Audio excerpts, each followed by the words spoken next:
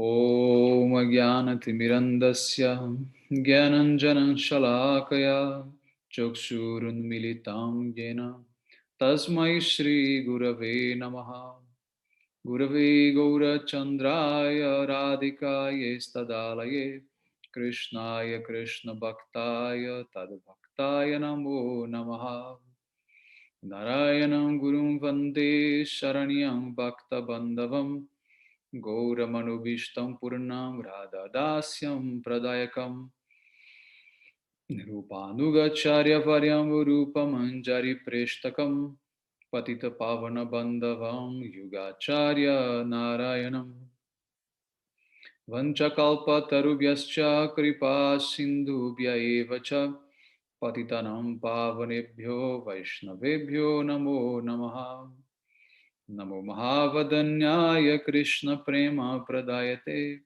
Krishnaya Krishna Chaitanya Namne Gaura Tuise Namaha Shama Sundara Shikanda Shekara Ismerahasara Murali Manohara Radhikara Sika Mam Kripanide Swapriya Charana Kinkarim Kuru Tapta Kanchana Gaurangi Radhe Vrindavaneshwari Vrishabhanu Sute Devi Pranamami Hari Priye Vrindaye Tulasi Devyai Priyaye Keshavasacham Krishna Bhakti Prade Devi Satyavatyai Namo Namaha Shri Krishna Chaitanya Prabhu Nityananda Shri Advaita Gadadhar Shri Vasadi Gaura Bhakta Vrinda Hare Krishna Krishna Krishna Hare Hare Hare Ramu Ramu Hare Hare.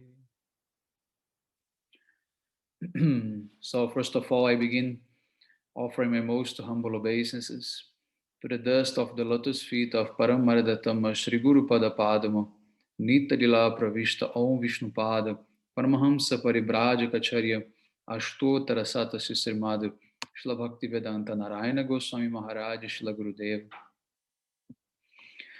and to my most worshipable Shikshan Sannyasa Guru, Nitya Lila Pravishta Om Vishnu Pada Paramahamsa Paribrajacharya Ashtotara Sata Sisrimad Shila Bhakti Vijnana Bharati Goswami Maharaj, and to all Shirupado Gauriya Guru Varga, to all Tridandi Sannyasis, Brahmacharis, Vaishnavas, Vaishnavis, and to all the assembled devotees here today, my most respectful obeisances. So by causeless mercy of Srila Gurudeva and all Mahabhagavatas Acharyas, we are able to assemble here one more time. So we continue with the commentary of Srila Gurudev on the verse 7. So last time we read how Krishna, he was how gopis, they were asking Krishna to place his lotus feet on their hearts, and how the amorous pastimes and the relationship between Krishna and gopis cannot be expressed directly.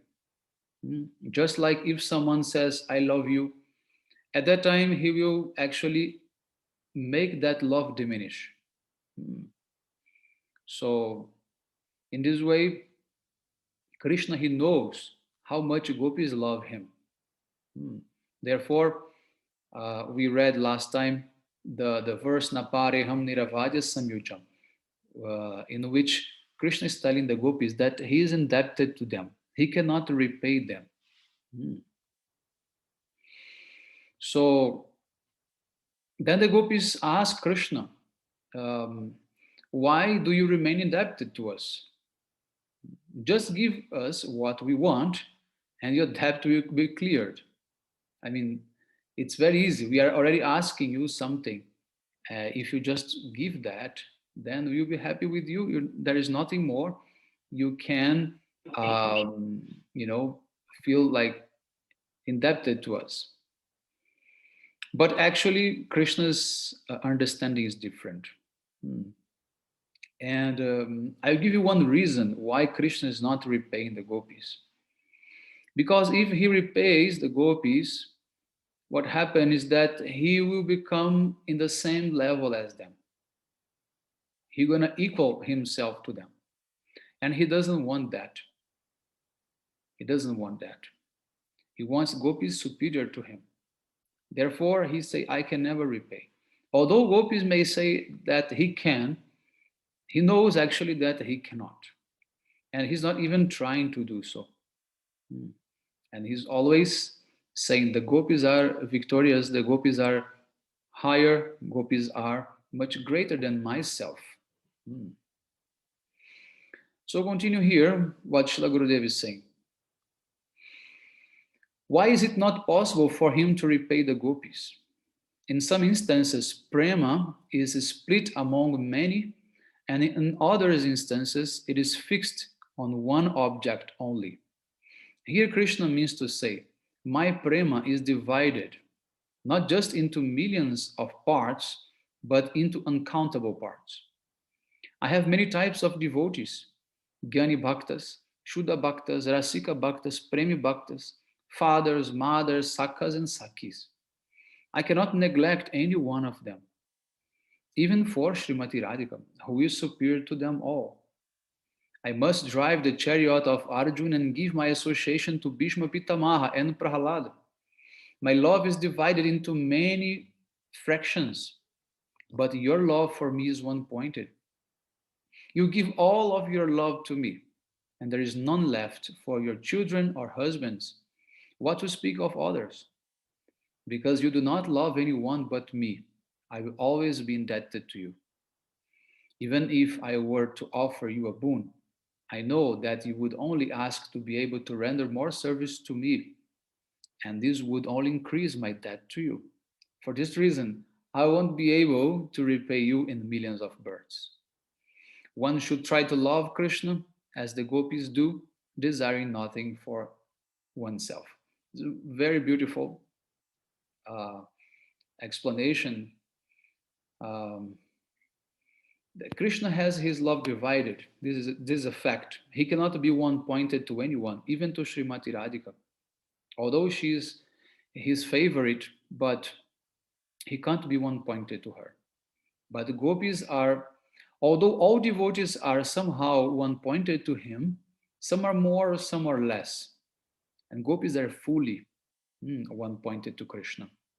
In this way, he tells them, I can never repay you, even if I take birth hundreds of times like Brahma, having like the lifespan of Brahma, I would not be able to repay because I am not one pointed to you.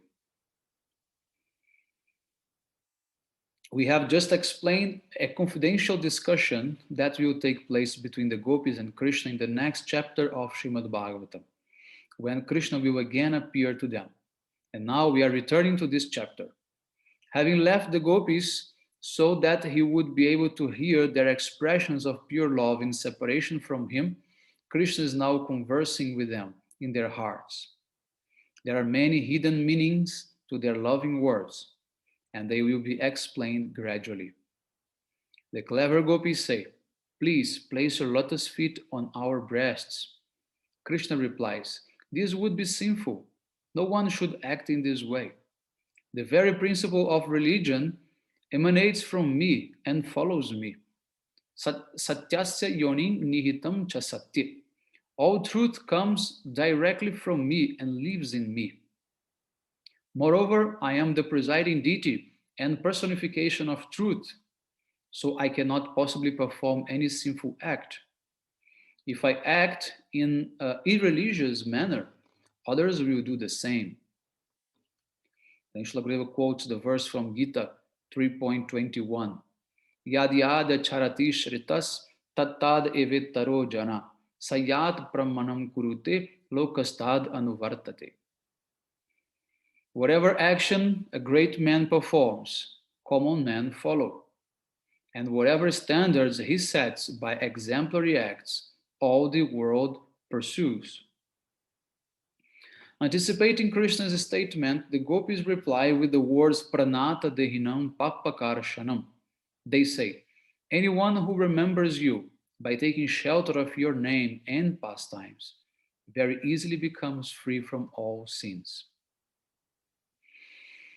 And then, if you remember, the gopis they were telling that um, he should place his hands on their heads just to give them blessings and purify them. It was in the previous verse. So just to make sure that Krishna he can do something to them which will actually not be like sinful, but just like a blessing. He's touching them in a very like spiritual way. It has been stated several times in Srimad Bhagavatam that one becomes free from the reactions to every kind of transgression just by chanting Krishna's name. And we see this in the histories of Ajamil and of Jagai and Madai. The gopis continue. One becomes free from sin simply by chanting your name. So, what benefit awaits one who takes shelter of your lotus feet? If a person touches your lotus feet, not a trace of vice can remain in him. Therefore, because we have surrendered to the lotus feet, to those lotus feet, we are without a trace of sin. In Krishna's mind, there is always uh, some bad thoughts, and gopis they are already cutting that. Say, what are you thinking about sin? We want your blessings, the blessings from your lotus feet. And then Krishna says, that sin will come upon me. And the gopis reply, if you touch with your lotus feet any corrupt person, he becomes completely free from all sin. So how is it possible that our sin will enter you? Now Krishna is also putting the question that your sin will come to me. That's the same effect when we touch Srila Gurudev's lotus feet. We also transfer to him so many things, so much sins, offenses, many things. And therefore he purifies us. And at the same time, we get from him that bhava, and that seva vritti, that bhakti which he is having. It is sometimes said that a bona fide guru has to suffer the reactions of his disciples' sins. What then would happen if he has hundreds and thousands of disciples? Will he then drown in the notion of sin? Actually, if that guru possesses the qualifications of a genuine guru, this could not happen. Not even a trace of sin can come within the proximity of a pure, self-realized guru. On the contrary, if a disciple simply remembers his Gurudev's lotus feet, all of that disciple's sins and the reactions to those sins are burned. No trace of sin remains in him, and all good qualities manifest in him. Of course, let me put a parenthesis here. It's not instantaneously, automatically. It's in a course of many lifetimes. Okay, it does not happen once or like so fast. Like this takes a long process, but it happens. It happens. Because sometimes some devotees think, oh, I have touched my Gurudev's feet, still I'm full of sins and sinful thoughts, many things like that. So why did not work for me? No, it's working, but takes time, not at once. Things are like more slowly than we think nowadays with broadband connections. So even if the disciple does not remember and follow his Gurudev perfectly, his sins dissolve if his Gurudev simply wishes them to be eradicated. But for this to be possible, his Guru must be fully qualified. Just as no sin can touch Krishna's pure representative, no sin can touch Krishna. Now, hearing the gopis reply, that is not possible for any sin or impurity to touch him, he puts forward another playful argument. He says, your breasts are so hard. I hesitate to place my soft lotus feet there. And gopis respond with the words Trina Charanugam. Trina Chara refers to those who graze on grasses. In this context, it refers specifically to cows that graze on mountain grass and where the earth is hard and full of stones and other sharp objects. You are correct, the gopis reply. In comparison to your lotus feet, our breasts are certainly hard. But we see that your lotus feet follow the cows as they run over the mountains to graze. They wander where there are grass, shoots, edges of dry grains, and small sharp stones. Yet your lotus feet feel very happy there. Why then are you not able to place your lotus feet on our breasts, which are not nearly as rough and hard as those stones? We think you are only pretending. So now the gopis got a very good argument, because for sure the ground of Vrindavan is much harder than the gopis' breast. So Krishna may then offer another argument. He says, your hearts contain many sinful qualities, such as malice, the desire for sensual enjoyment, and so on. By my touching your bodies, these faults will be immediately transferred to me. Krishna's arguments are only a pretense so as to hear more charming words of affection from the lotus lips of the gopis. But it is certainly true of this world that by one's physical proximity to sinful persons, one may become contaminated by their qualities.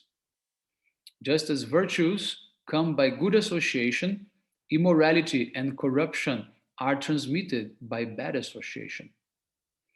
Disease, for example, is carried by air and water. If we sit with someone who has a contagious disease, like cholera, we may catch that disease from his breath. One may also contract some diseases simply by bathing in the same place in which a contagious person bathed. Similarly, all qualities favorable for the development of bhakti increase automatically in one who takes the association of saintly devotees. And everything detrimental to bhakti comes automatically by unfavorable association. In this world, if someone touches another person's feet, his vices are transferred to that person he touches. A second or third class Vaishnava, whose bhakti is not so advanced, will receive the faults and sinful reactions of the person who puts his head at his feet or touches his feet. On the other hand, as we mentioned earlier, if the Vaishnava is an Uttama Bhakta, this will not happen. Rather, that perfect Vaishnava will reform the person who touches his feet. If an ordinary person takes the prasada remnants of a neophyte Vaishnava, that person will imbibe the Vaishnava's qualities, and the neophyte Vaishnava will imbibe that person's bad qualities. Again, in relation to the pure Vaishnava, that does not apply. Otherwise applies on the contrary, means we just take Gurudev's good qualities by his remnants, and he's not affected by our bad qualities. So always be very careful um, when sharing remnants or touching someone else's feet.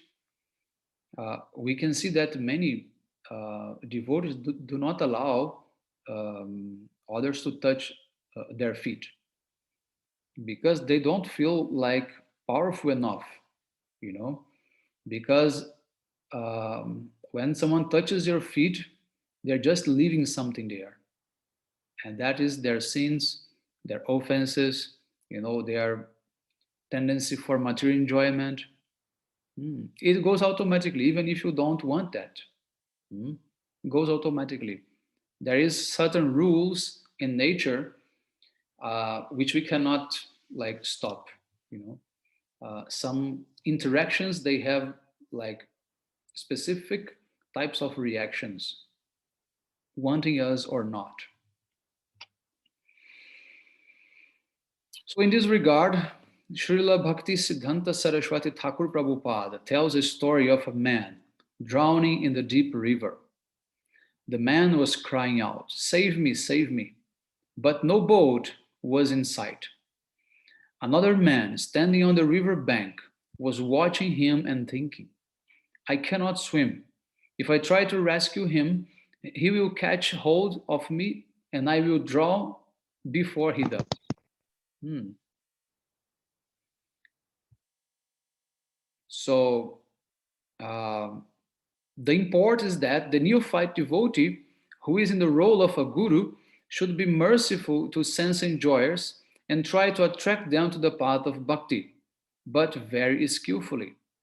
If he is not careful, both guru and disciple will drown. First, the guru will drown, and then the disciple. One may argue that a disciple is already a recipient of his guru's mercy. So why must the guru be affected if the disciple takes his remnants? Yet, Srila Rupa Goswami, Srila Sanatana Goswami, and all of our acharyas have said that to give diksha initiation to unqualified persons is one type of nama aparada. Hmm.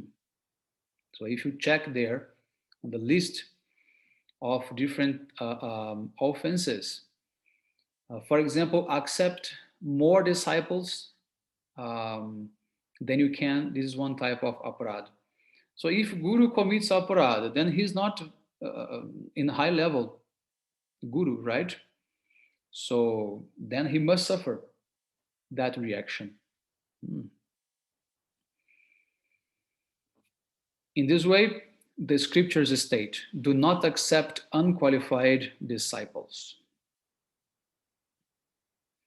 So here there's a footnote about that. To make many disciples in order to accumulate wealth and increase one's pride and prestige is one of the principal obstacles on the path of bhakti. In his commentary on Sri Bhakti Rasamrita Sindhu 1.2.113, Srila Jiva Goswami has written that one should not accept many unqualified persons as disciples, even for the purpose of expanding the sampradaya.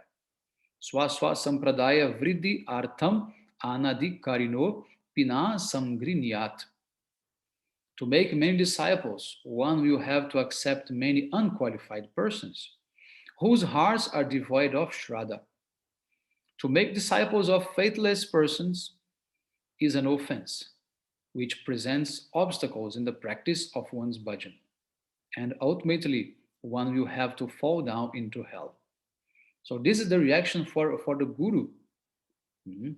The guru who is initiating many, many people without any criteria, hmm, he's going to suffer reactions sooner or later. Mhm. It means that if he initiates someone who he does not even know how much faith is having, how much dedication is having, then he's just taking the risk, or it may turn positive, may turn negative. Maybe I will find some balance. Out of 10, 5 will remain and 5 will go. Many gurus think like that. And they just point out people in the audience and call them and say, okay, what is your name? Oh, my name is John. Okay, today, from today on, your name is Jai Krishna Das, and I am your guru, and you'll be happy forever. This is common, and we have seen these things, and we are seeing these things. It's happening everywhere. So in this way, there are so many problems which comes out of this type of um, behavior. Many problems not only for the guru himself spiritually and for the disciple also spiritually, but problems among the sangha, the devotees, the disciples.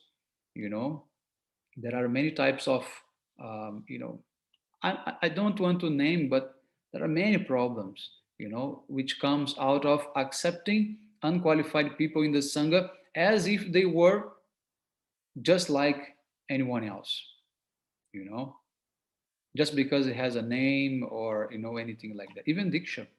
You know. So therefore, our acharyas, they always wait, a lot and just make people, practice for a long time until they will really show that they are qualified, they really want, they have relationship with Guru, they are practicing. And I can mention to you that in ISKCON, they take precaution regarding that. To be initiated in ISKCON is not easy. You have to follow many protocols, many protocols, because they know the gurus are not so qualified. They cannot digest many things. So if devotees are not practicing at least minimum, the gurus, they won't be able to digest all those sins and offenses. Therefore, you must be chanting 16 rounds, you must be following the principles, you must be studying Shastra, you must be for a long time. You have to go on a course. Why? Precaution, you know, because these gurus, they are taking many disciples and they are taking people which may not be qualified. So they have to show after a long time that they really have faith. Hmm. But in Gaudiya Math nowadays, it's not like so. It's being like very quick initiations, even without practicing much. And anyway, I don't want to go inside of this matter. You can understand by yourself so many things. And anyway, I'm just following what Shila Gurudev is putting here on the script. So now let's continue here with the reading. So now in Shri Krishna's loving conversation with the gopis, he may argue, "You have no wisdom, intelligence, or discrimination, so I cannot place my feet on your breasts.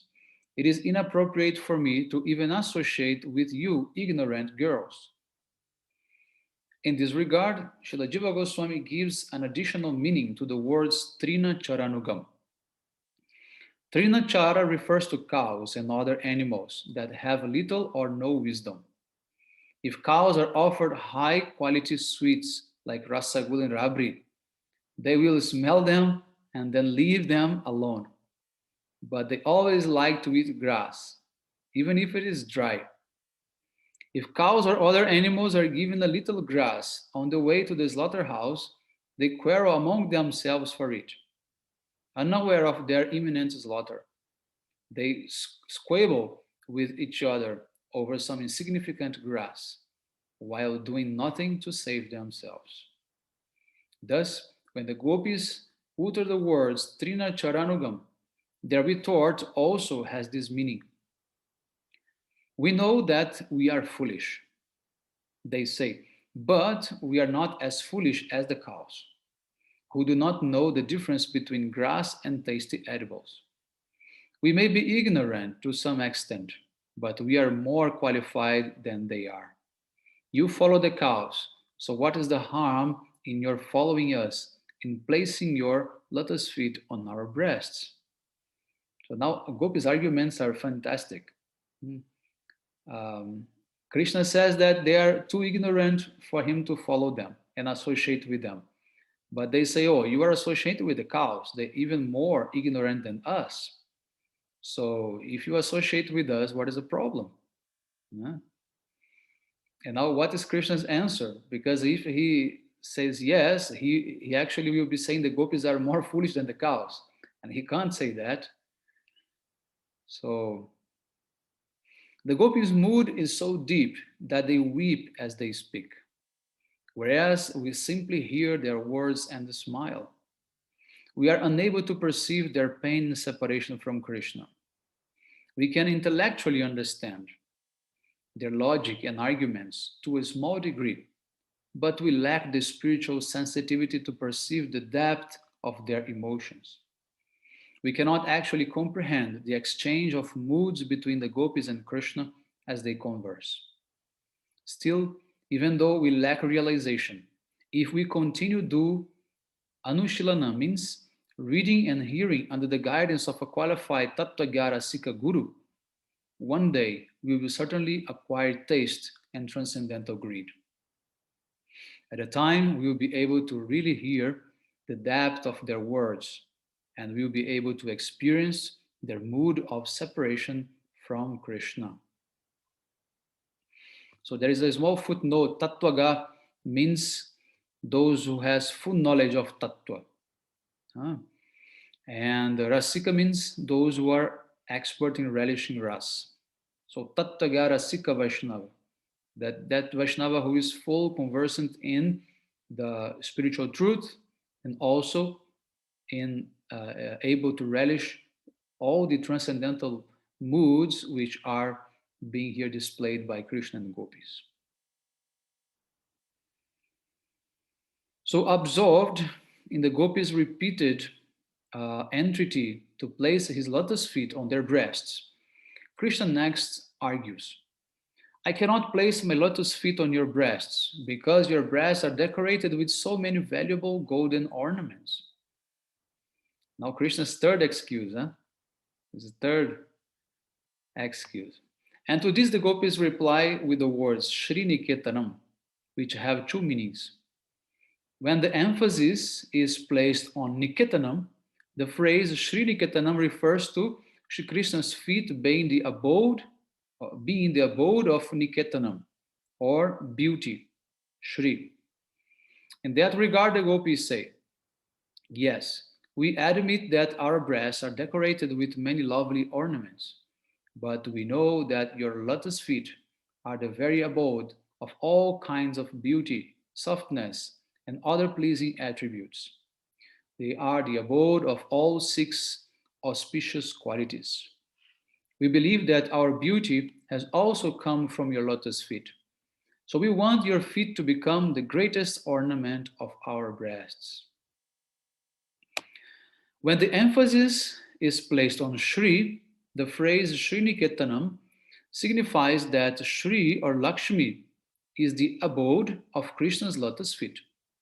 In this regard, the gopis imply, if you are not willing to place your lotus feet on our bodies, why do you place them on the heart of Sri Lakshmi? She always keeps them on her heart in a spirit of service to you. If you can keep them on her heart, then why not on ours? It's very interesting when we start going deep in this dialogue between gopis and Krishna to see that how creative gopis are and how endless these arguments can be, right? And how beautiful, like the possibility of skipping from like a what to say. mm, when you're playing chess, for example, um, um, and I forgot that specific word when you have one of your um, mm, pieces in front of the queen. If anyone remembers, please reminds me here. So it's just like um, gopis are putting Krishna into that situation all the time, and he skips, like miraculously, he skips from that. Again, they put him. Again, he skips. If that would be like any ordinary chess game match, no one could skip from that. But Krishna, he can. It's like that. I think it calls check in English, and it goes into check. Anyway, so then Krishna he responds, "Why should I keep them on yours?" Means he assumes that he keeps his feet on Lakshmi's chest, and now he says, "But why should I keep them on yours?" And now they will be more angry, more like what to say, jealous. And then they say, because we are gopis and you are a gopa. Lakshmi is not a gopi. Yet you keep both feet there. Having taken birth in the Gopa dynasty, we have that birthright. It is a fact that Srimati Lakshmi Devi does not leave Lord Narayan's lotus feet, not even for a moment. And there is a reason for this. Once um, in the form of Vamanadev, Lord Narayan visited the palace of Bali Maharaj in order to trick him into giving up his kingdom. Bali Maharaj's kingdom consisted of the entire universe of 14 worlds, the upper planetary systems of Bhur, Bhuvar, Swar, Mahar, Jannas, Tapas, and Satya, as well as the seven lower planetary systems. Lord Narayan retrieved that entire kingdom. In the presence of Lord Brahma and Prahlada Maharaj, Lord Narayan gave the planet of Sutala to Bali Maharaj and invited Shri Prahlad to stay for some time in Bali Maharaj's palace. Upon hearing this, Prahlada whispered something in Bali Maharaj's ear that obviously pleased him.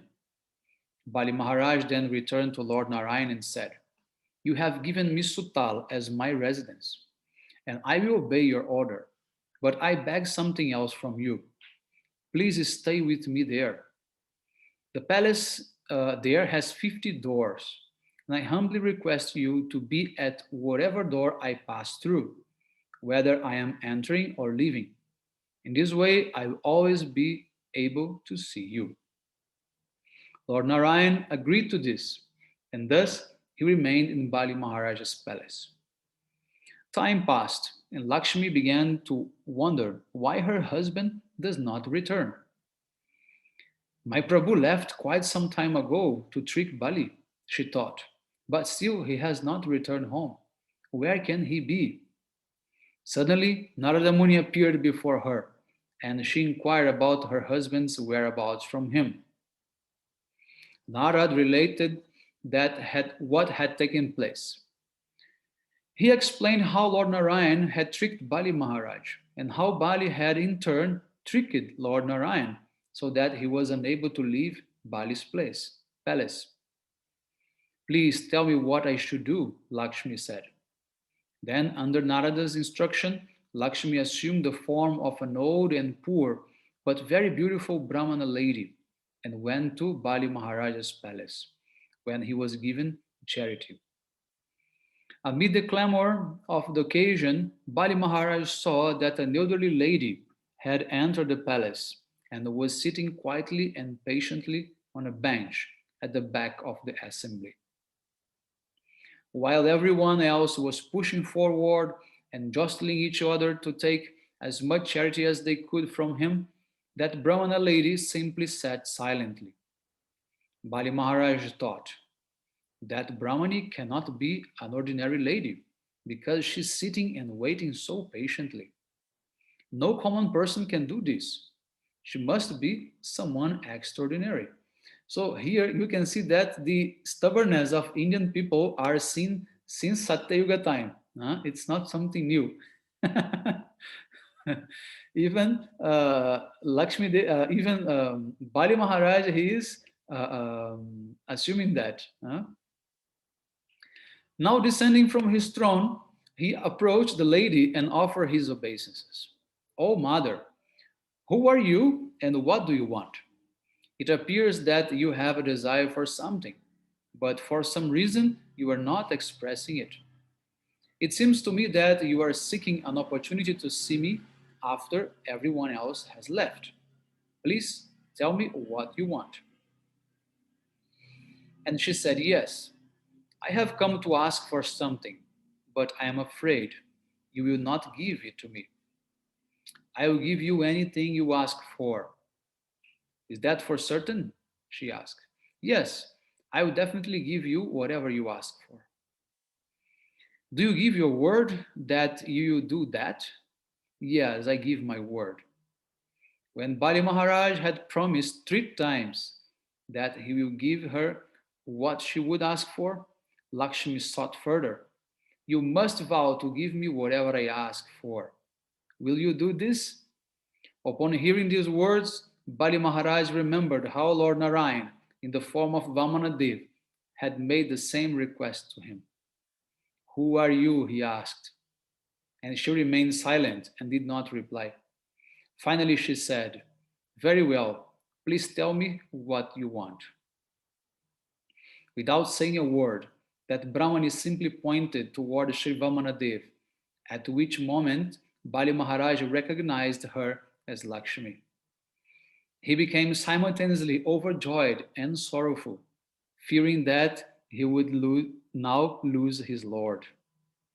Bali prayed, O Sri Narayan, Lakshmi Devi has come to take you away, he said, but I cannot bear the thought of you leaving. Please make some type of arrangement so that you can simultaneously live here and with Lakshmi.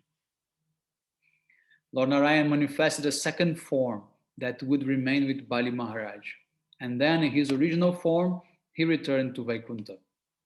From that time on, Lakshmi has been afraid that he might leave her again, and she therefore always holds his feet on her lap and heart. Now, with the word Sriniketanam, the gopis emphasize the word Shri, which refers to Lakshmi. In this instance, Sriniketanam means Lakshmi's lap is the abode of your lotus feet. They questioned Krishna. Since your lotus feet are the ornaments of Lakshmi's breasts, why can they not ornament ours? They should become the ornament of our hearts. And Krishna, he replies, you are begging me to do this, but I cannot. Your hearts are burning with too much heat.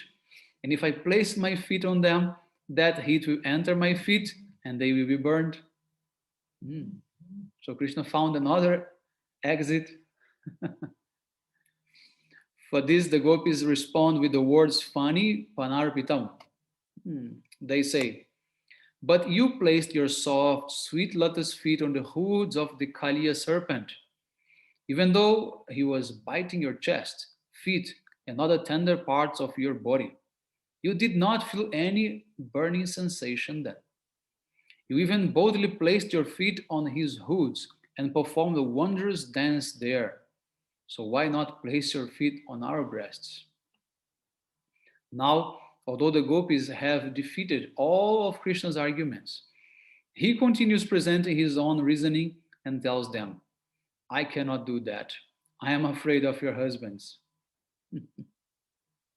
And gopis reply, you are not afraid of Kaliya, so we know you cannot possibly be afraid of our husbands. And even if they do disturb you, you will punish them just as you punished Kaliya. Te padambujam means your lotus feet. So the gopis say, your lotus feet have so many beautiful qualities. Krinu kuche shuna krindiri chayam. Please place them on our breasts and remove the fire of kama in our hearts. The fire of